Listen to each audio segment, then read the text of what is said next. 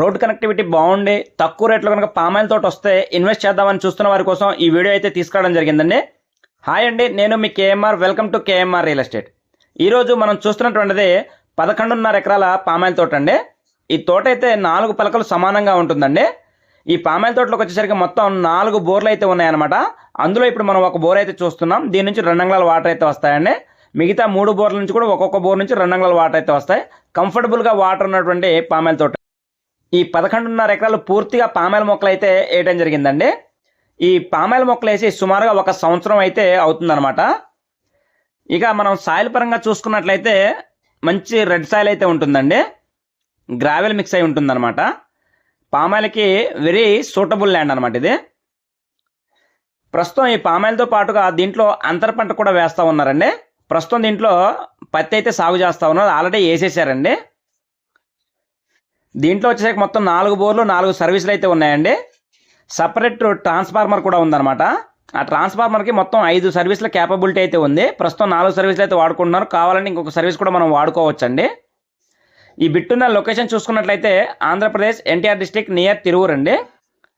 తిరువూరు నుంచి విజయవాడ వెళ్ళేటువంటి national highway NH30 నుంచి సుమారుగా లోపలికి ఒక 2 కిలోమీటర్లు అయితే మనం మట్టి రోడ్డు వెళ్ళాల్సి ఉంటుంది. అది కూడా 30 ఫీట్ రోడ్డు ఉంటుందండి.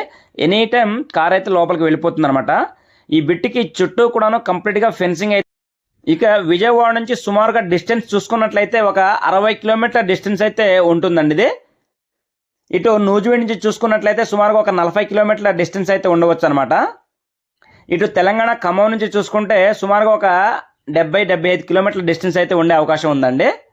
రోడ్ కనెక్టివిటీ అయితే చాలా బాగుంటుంది. మీరు ఇప్పుడు చెప్పిన ఏ ఏరియా నుంచి వచ్చినా కూడా కంప్లీట్గా అన్ని నేషనల్ హైవేలే ఉంటాయండి.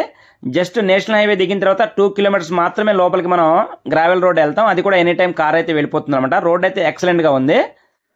బిట్టు కూడా ఇక రేటు పరంగా చూసుకున్నట్లయితే రైతు చెప్తున్న ధర వచ్చేసరికి 1 ఎకరానికి గాను 30 లక్షలు అయితే చెప్పడం జరిగిందండి.